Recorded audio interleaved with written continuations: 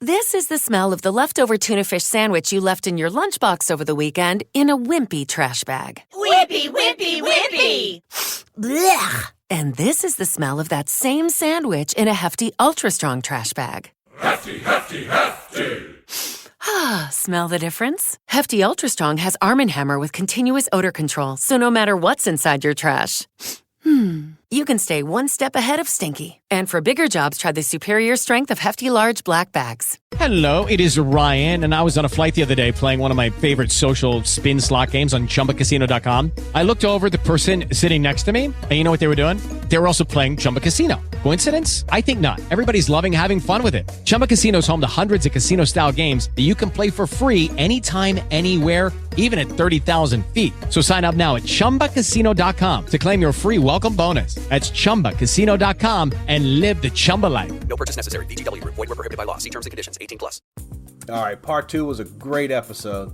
We're going to jump even deeper into that in part 3. We're going to learn about the ocean of overwhelm. We're going to use this analogy to kind of help you grow as a mentor and a coach, and also how we can kind of help teach our pupils from our own experiences. Kind of let them learn, hey, he did it this way, she did it this way. What can I learn from that situation? Check it out. This is what happens. So people get really excited. Oh my gosh, I'm on the beach. Everything's great. I'm having a good time. Then they go into overwhelm. When you walk into the jungle, even if you had your view of the mountain where you were going to climb, like, oh, we're going to go to nationals. We're going to go get the college scholarship. You got that vision of where you want to get to?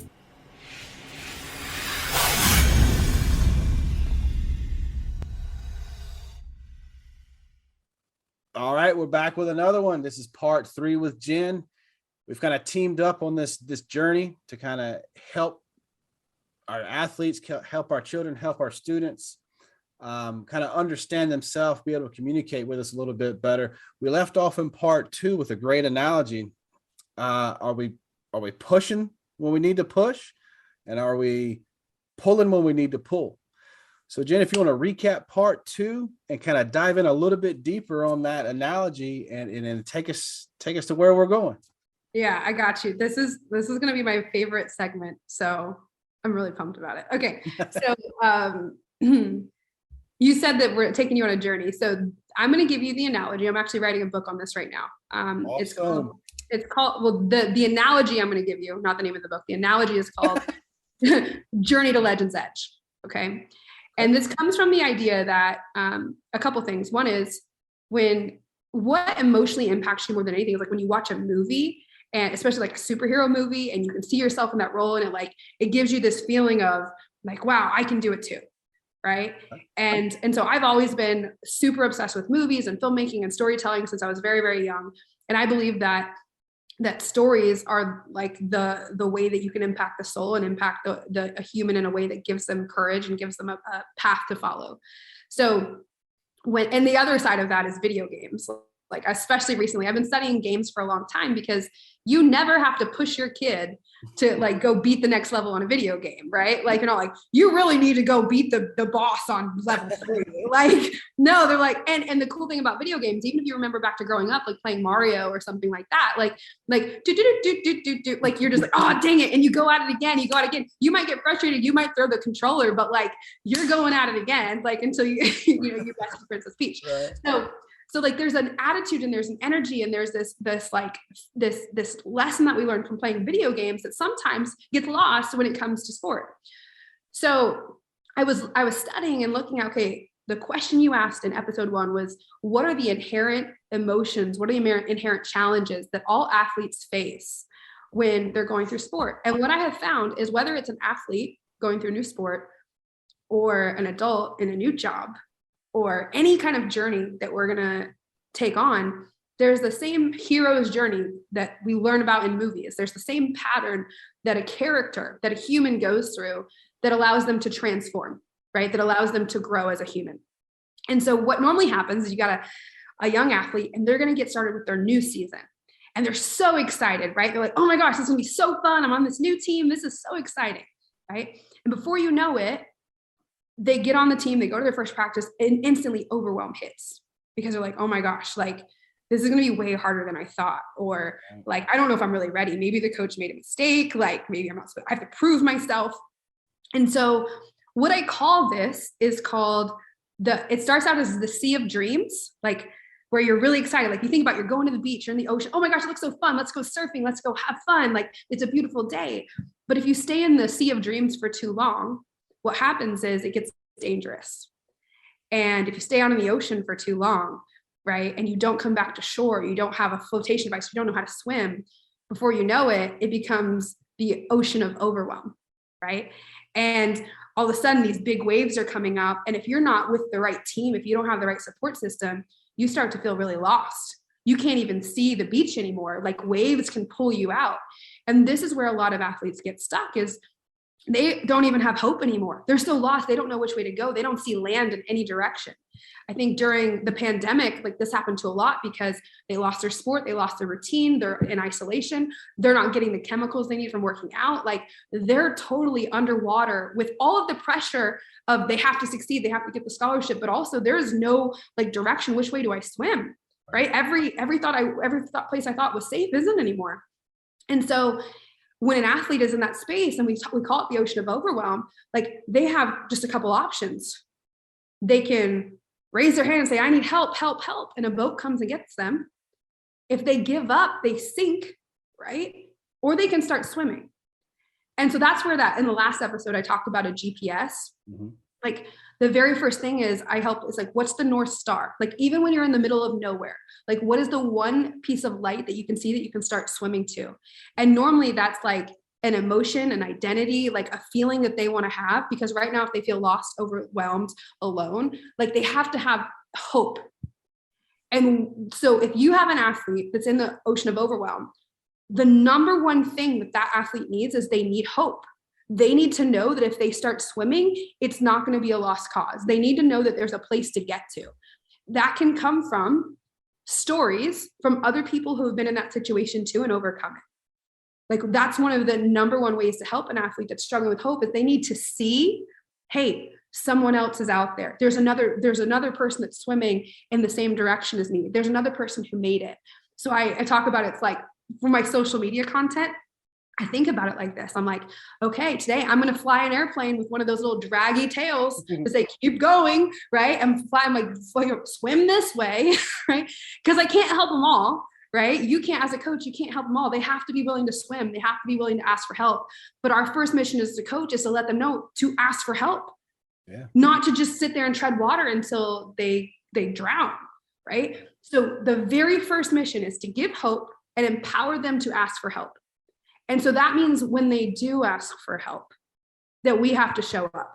Yes. And the way we show up in that moment when they do ask for help is not pushing.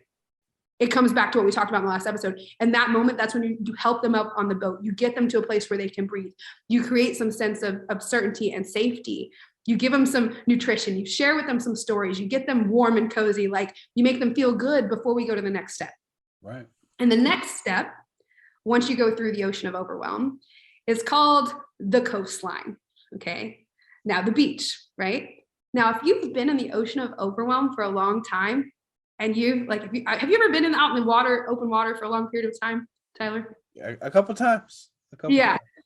I remember one time in college, I had gone out and I had gotten kind of swept away in this tide, and I was so far down the beach and the coastline, I was lost. Like I was a couple miles down down the water.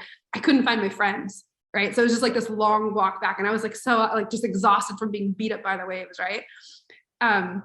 So the first thing is, if an athlete has just come out of overwhelm, like the majority of our society today, okay, it's okay for them to sit on the beach and enjoy the sun and be like, oh, I get to breathe for a second, right? Yep. And that's where, when you talked about earlier, like the mentality of you can't stay still, that's laziness. You can't take a day off, right? Like if that's the mentality that athletes are, when they finally get to the beach, like I'd rather be out in the ocean alone, right? Than feeling like I have to move forward, right? So we have to acknowledge like, hey, it's okay to rest, to be for a second. It's okay to just enjoy and have fun like you do on the beach. Build some sand castles, go have a coconut with a little umbrella straw in it for a second, right? Like chill on the beach. However, the dangerous thing for athletes that finally get to the beach is some of them say, oh, it's comfortable here, I'm just going to coast, right? The coastline. Right. And that's where coaches are like, dude, you're just coasting. You're not going. Well, what's the danger in that? First, we have to help an athlete understand, like, what's the danger of being on the coastline? Well, if you build anything, like if you build your sandcastle, if you have your stuff and you're putting it on the coast, the first time high tide comes in, it gets washed back out to sea. The first time a storm comes in that hits you in your life, you get washed back out to sea.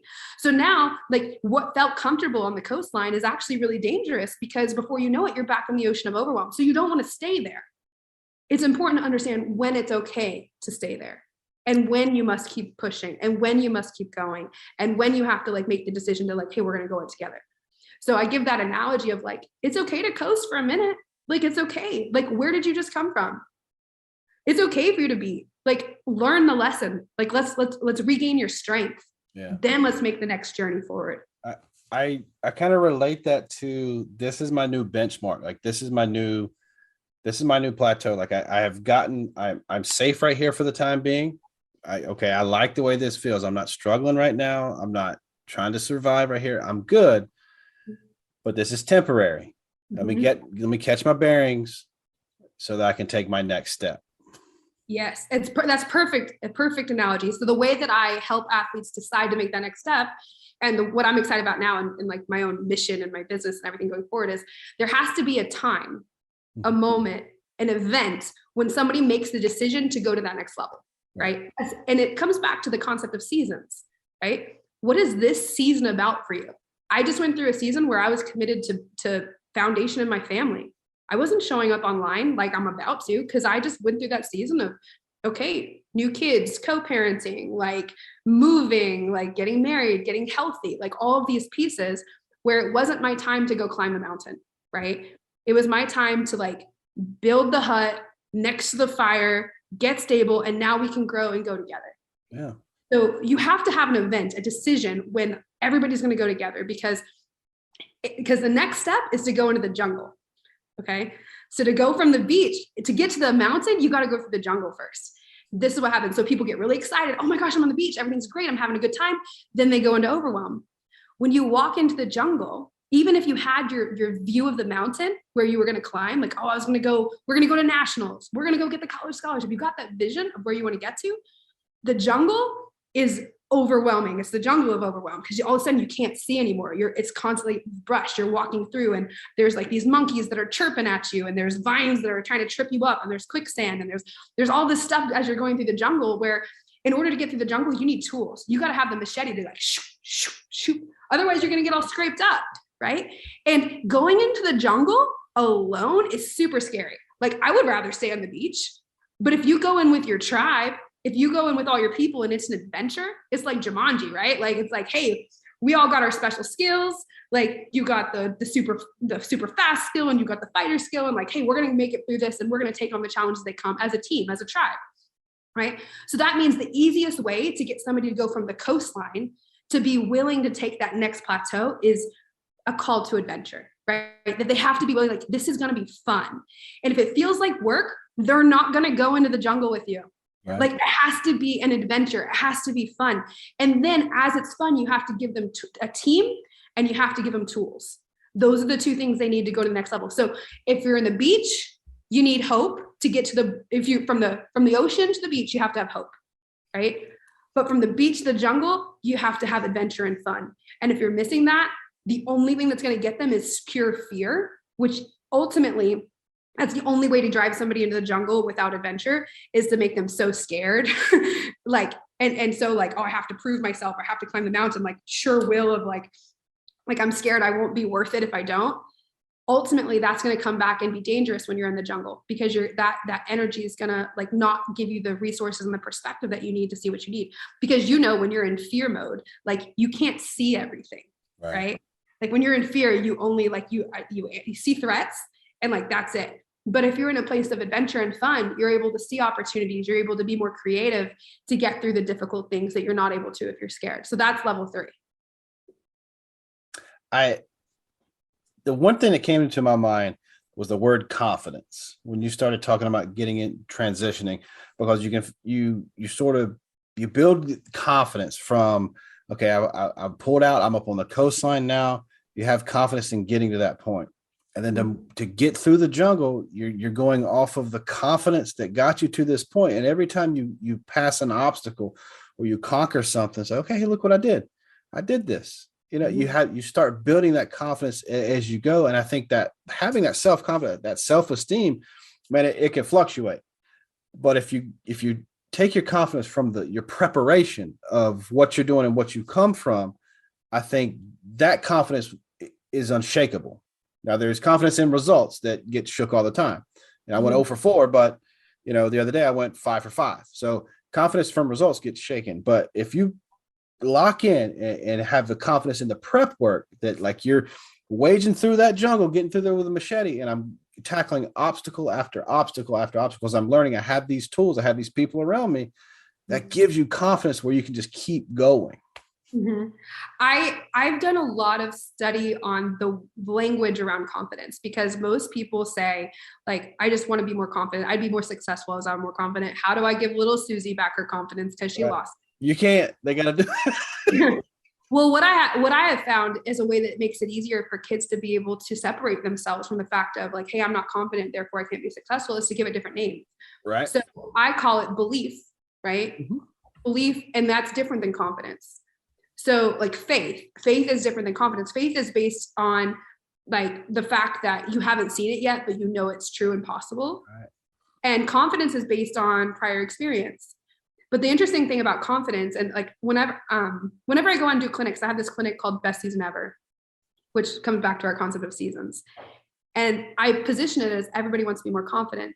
However, the real thing that I want every single athlete to walk away with is not confidence, because confidence is like a muscle that when you get to the next level and you put more weight on the bar, you're not confident lifting that next weight on the bar. Right. You might have been confident on the beach, but you're not confident in the jungle. It's new territory. You might be confident in the jungle, but you're not confident on the mountain. It's a new skill set. Right.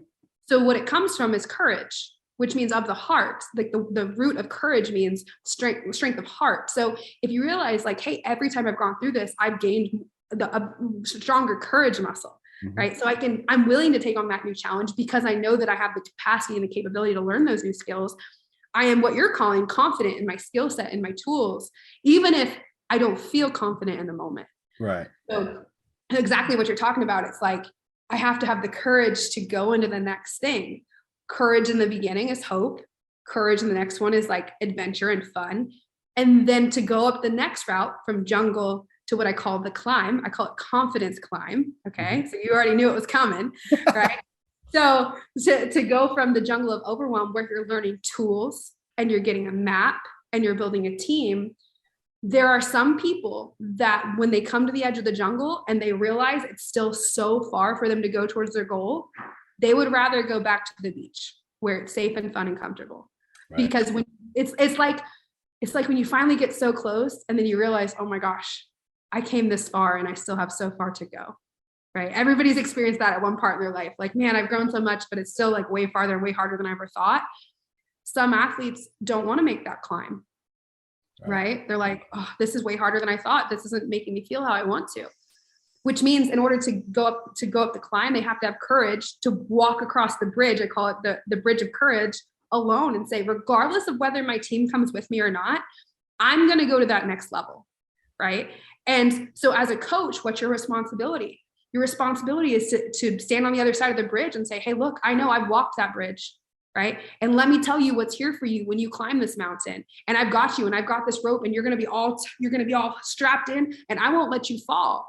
Right. Like, even if you lose your grip, I've got you. So when they come to confidence climb, as a coach, your job is to help them find their path, right, which means asking questions. Because if you think about climbing a rock wall, right?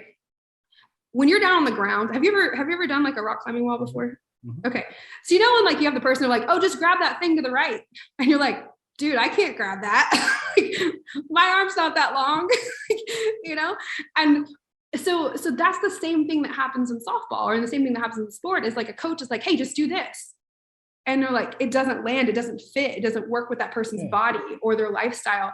So the relationship between coach and athlete at that point, when the athlete is building confidence, is for them to be able to recognize, here's where I am, here's where I want to go, here's my skill sets, to maybe say, hey, try that reach to the right. Maybe they can go farther than they think they could. Maybe they can reach it and they didn't know they have to try. maybe they try a couple times, 3 times, 4 times, 5 times. They're like, hey, you know what? That's not working for me, but I think I can reach here. Your job is to provide perspective. Like, you're down on the ground, you're safe, right? You got the rope. You're not going to let them fall, but you can say like, hey, like, why don't you try this? Why don't you try that? And you work together as a team. And when a coach shifts their perspective and an athlete shifts their perspective, especially athletes, they're like, my coach is on my team, right? He's got me. Like, ultimately that empowers an athlete to come to their coach and say, hey coach, I hear you saying this. I'm trying to get there. It's not working. Like, how can we find another path? Right. Most athletes don't have the confidence to come and have that conversation with their coach because they're so scared to disappoint that they don't feel confident enough to say, hey coach, like, I hear you saying this. I'm trying to reach. It's not working. What can we do? Right. That's a topic in itself right there that we could probably go on for a pretty good while. The one thing that came to my mind that I wrote down actually twice is the word feel. And I think the word feel has a tangible and intangible definition to it.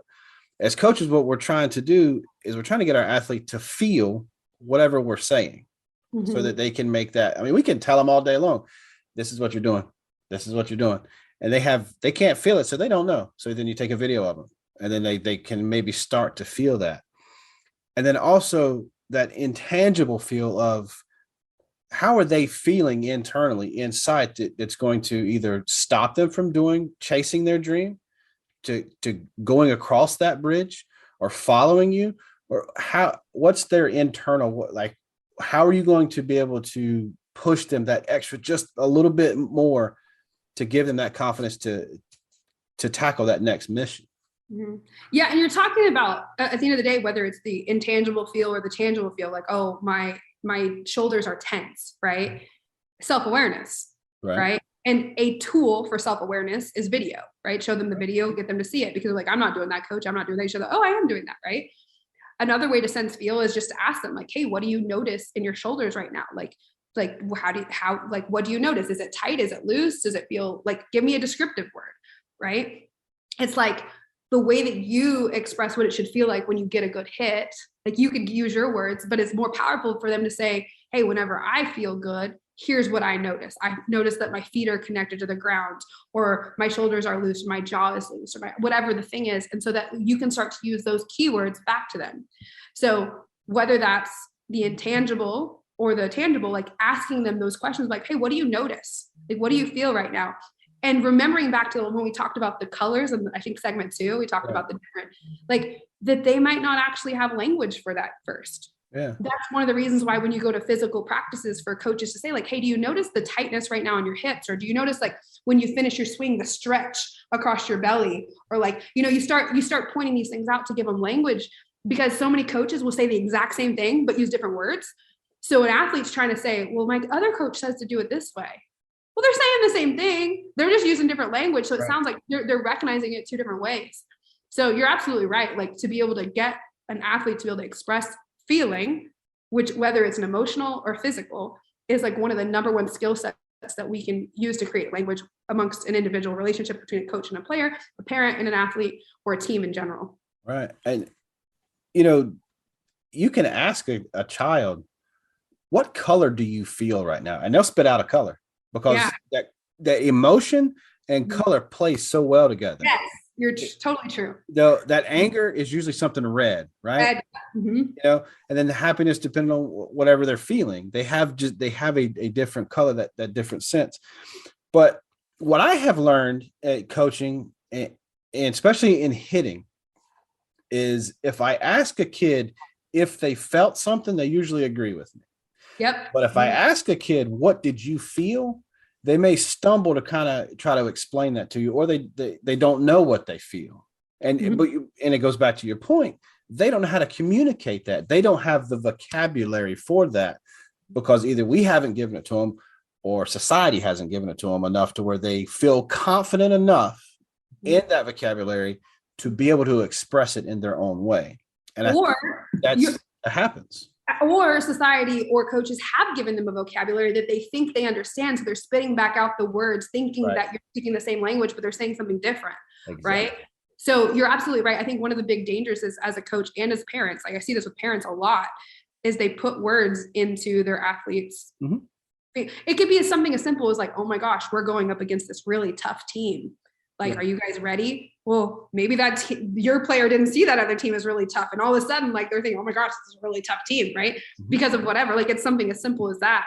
But I think a lot of times, instead of instead of slowing down enough to say, like, where is this person really, right? To know where they are, we take our perspective of where they think they are, how they think they feel.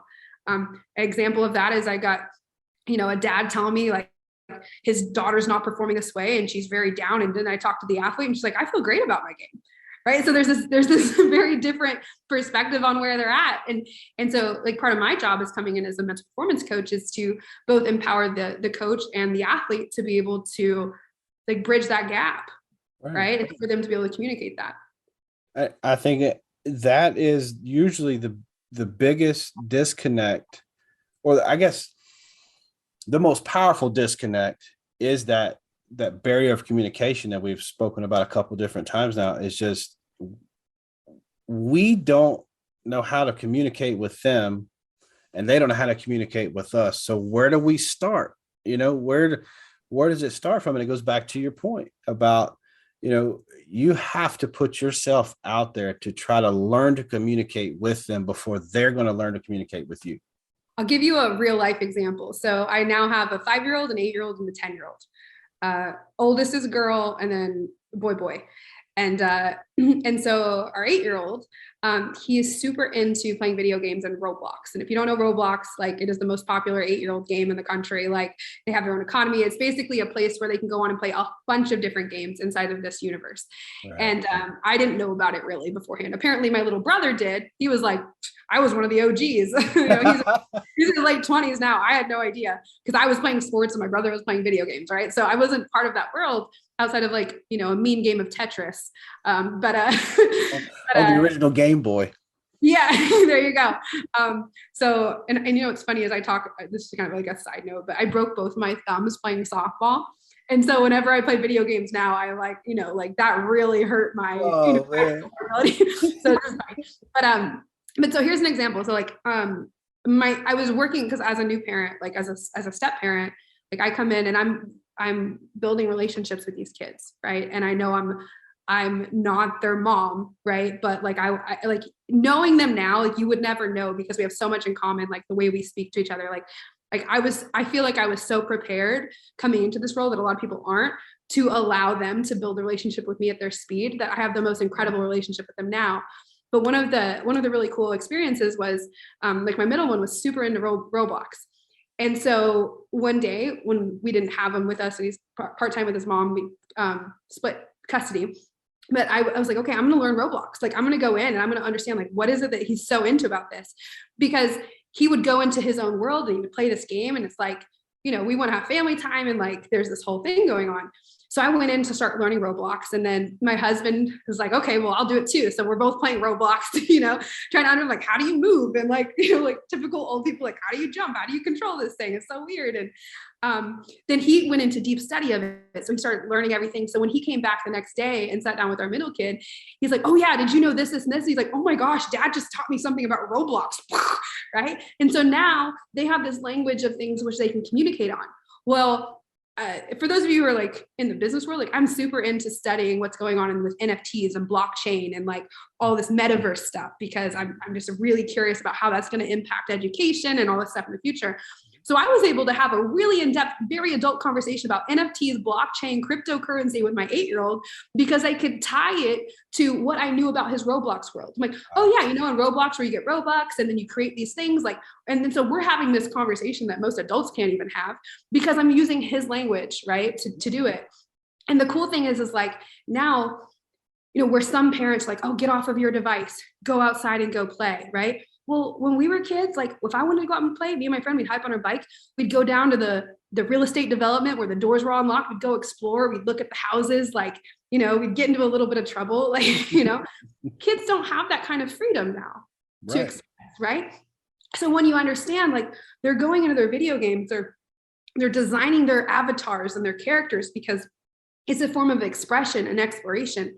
They're exploring these digital landscapes because they're going out and they're learning and they're playing in a space where they're free, right? where in everyday life, they can't, like in general, most kids can't just walk out the front door and go explore in that way. Right. And so it gives them a sense of freedom and exploration and personal development and growth that they don't have. But if I hadn't taken the time to like, okay, like this is overwhelming, I'm going to log into this new tool. I've never played Roblox, like, and like he literally told my husband, his dad, he's like, Dad, I don't want you to look like a total noob. Like, you know? And so there is that like willingness to like get on the level of where athletes are at, be interested in what they're interested in, and use that as a common language to be able to draw analogies to whatever it is that we want to share with them. Yeah. You hit on something. We got to figure out how to talk their language before they can ever try to talk our language. And that goes to anything, whether we're teaching pre-K or if we're teaching civics in high school, or we're having conversations with college students that, we're trying to hire in our business. We have to be able to communicate in a certain way that they can understand. I think the way that you put so much work and so much emphasis on making sure you're able to communicate with a wide range of people, with me, with my daughters, with so many other daughters, it speaks to your prep work and your determination to help as many people as you can. As we wrap up part 3 here, if you could sum up the personal feelings that you get when you connect with a pupil, and you break through and you're able to talk, and you finally get to have that communication with them. Give us that sense of feeling that you get when that happens. I'll tell you the example whenever I know the communication tools have been effective. It's when I see a student be able to facilitate what I did for them for someone else. Right. That's huge. So like ultimately, like the peak experience is when I had a conversation one-on-one with an athlete and they made the breakthrough in a way that now they can communicate that to somebody else and have them make the same breakthrough. Like that's the pinnacle. And like in those moments, I mean, I cry, I feel like, okay, like this is really like this kid has a tool that they're going to be able to use for the rest of their life. Like that's the exponential factor. Like that's the impact coaches have. That's the impact parents have. It's not the 12 kids that you're on your team. It's not the one kid you're giving the lesson to. It's that the fact that kid can now go into their school, and when they see a kid in the bathroom that's having like an emotional breakdown, mental health wise, or whatever's going on, that they know how to hold space. They know how to communicate in a way that's going to actually help that person. Ultimately, I say like, I'm building an army. Like I can't take every kid up the mountain alone, but in that journey to Legends Edge, like once they get up confidence climb, the next step is to get to the edge, the Legends Edge. And for me, Legends Edge means they're willing to parachute down and take another group of people up with them and go again and show them the way. Right. And that's leadership development. That's what this is about, is making sure that whatever tools I can share, whatever puzzle pieces I can give across, that athlete feels empowered to be able to use that and share that with others.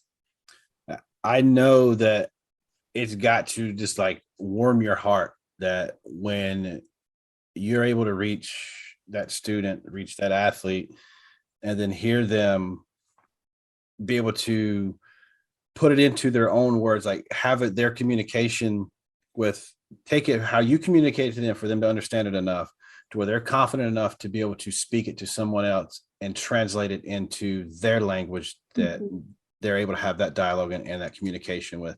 That's got to be one of the best feelings in the world, because I know when I'm trying to learn something, sometimes the easiest way for me to learn something is to try to teach it.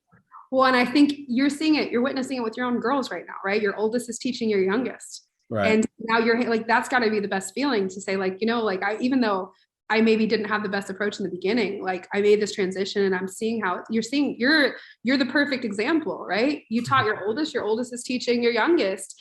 And for you to sit back and see that, like what a great gift, not only you've given to your youngest, but what an incredible gift you've given to your oldest, because that experience for her to be able to take that information you've given her and then translate it, that's going to serve her for the rest of her life and the rest of the people that she touches.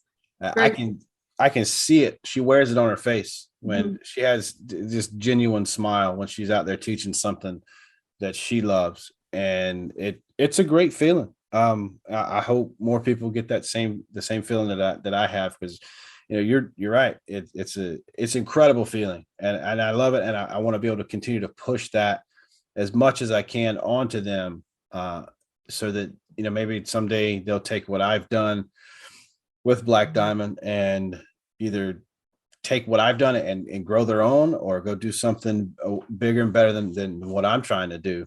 Because I think if the more people that hear your message, and we create platforms like I've created here, we don't know how many people we're going to touch. But if it's just one person that it is able to have a positive impact in some way, and they can just continue to grow that message, I think this series is done what we decided that we wanted to do with this.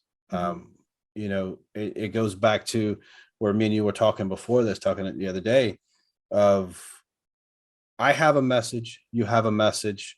So many people have their own messages. Mm-hmm. They're not exactly the same, but man, we can pull them together and find a way to help somebody. Mm-hmm. And things that happen, like what happened at Stanford, those that we've got to do whatever we got to do to be able to communicate with our young ones. We have to. So as we wrap up part 3 here, Jenn, again, I thank you for coming on, putting this together.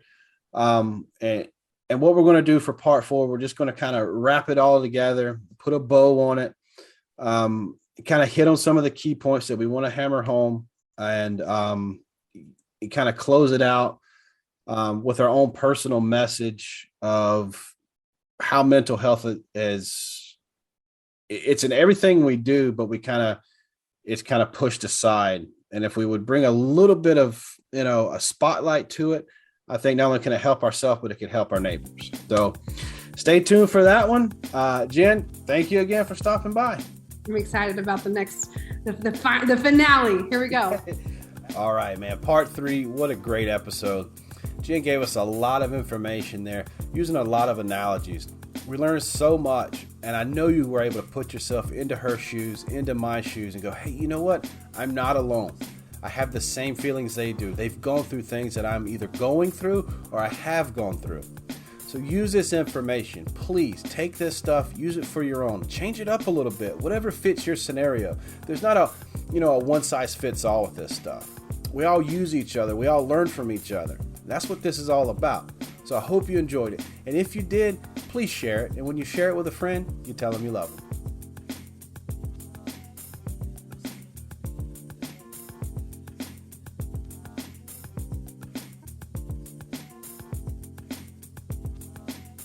With the Lucky Land Slots, you can get lucky just about anywhere. This is your captain speaking. We've got clear runway and the weather's fine, but we're just going to circle up here a while and get lucky. No, nothing like that. It's just these cash prizes add up quick. So I suggest you sit back, keep your tray table upright, and start getting lucky. Play for free at LuckyLandSlots.com. Are you feeling lucky? No purchase necessary. Void where prohibited by law. 18+ terms and conditions apply. See website for details.